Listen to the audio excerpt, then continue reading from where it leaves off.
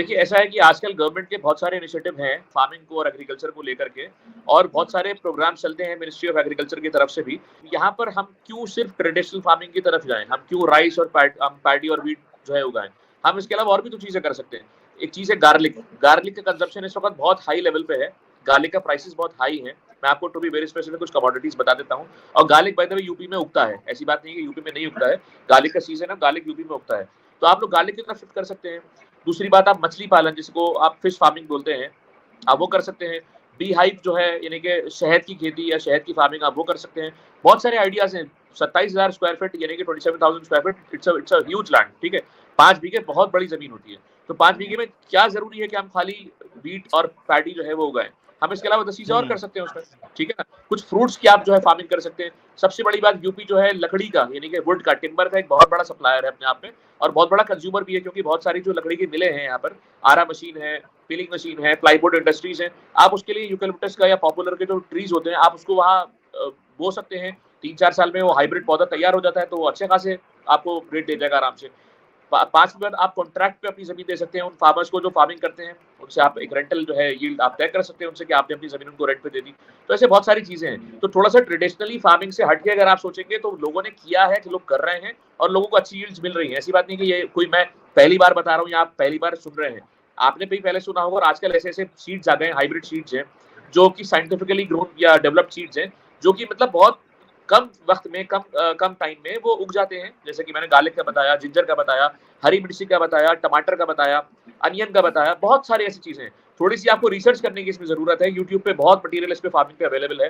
Government की भी बहुत सारे इनिशिएटिव्स पे मौजूद हैं। आपके यहाँ विकास भवन टाइप का यूपी में कुछ रहता होगा, जो जो गवर्नमेंट पॉलिसीज को फार्मिंग, ये इसमें एग्रीकल्चर में पब्लिसाइज करता होगा, उसकी पब्लिसिटी करता होगा। आप वहां से कॉन्टैक्ट कर सकते हैं। तो बहुत सारे आपको ऑप्शन इंशाल्लाह वहां से मिल सकते हैं।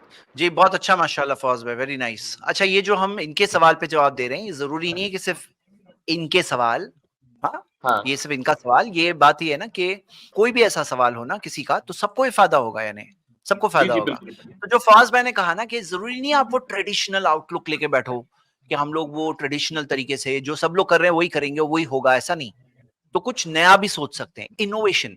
भाई आप कितना पढ़े लिखे हो अबू अब्दुर्रहमान? टाई के साथ हो, दिख रहे हो तो कुछ मतलब आपका, हाँ, civil engineer, civil engineer, civil engineer, engineer हो, माशाल्लाह, वेरी गुड।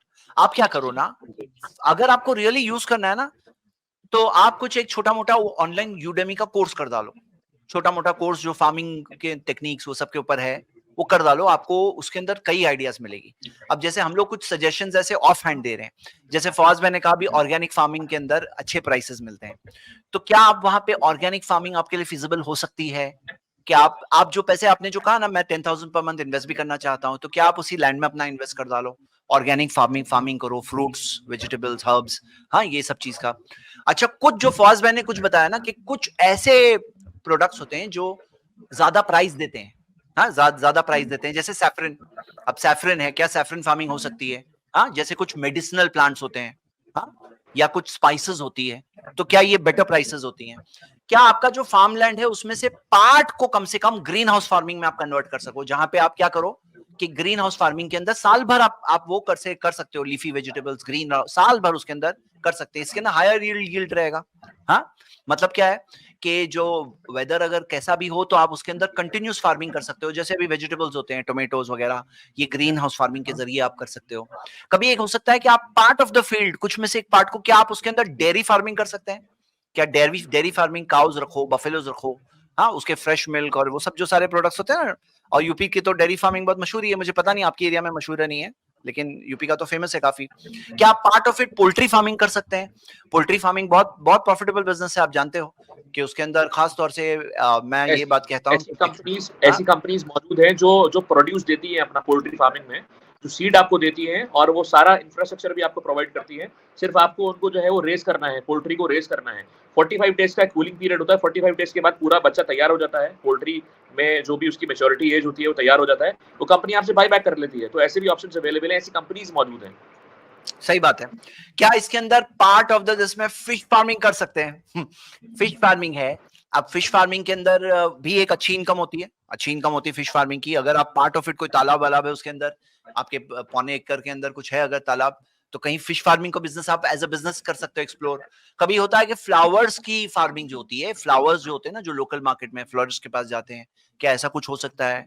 क्या ऐसी कोई चीज है, जैसे आप देखिए जो हनी है, हनी हनी प्रोडक्शन जो होता है, और बी कीपिंग का एक बहुत अच्छा बिजनेस है।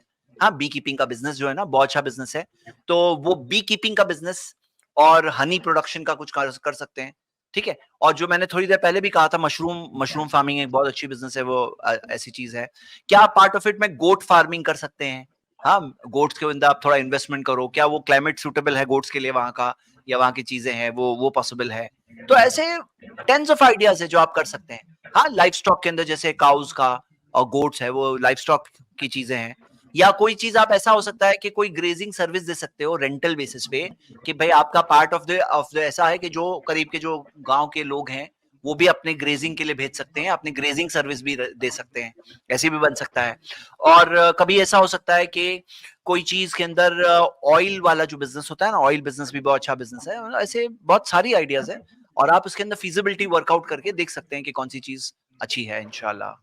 ठीक है, वो अब्दुल रहमान भाई, इंशाल्लाह आई होप आपको कुछ आइडियाज जरूर मिली होगी इंशाल्लाह, और साथ में फार्मिंग वाले हमारे सारे लोगों के लिए भी इंशाल्लाह। हाँ, जज़ाकल्लाह खैर। जी सर, बहुत बहुत शुक्रिया, बारक अल्लाह।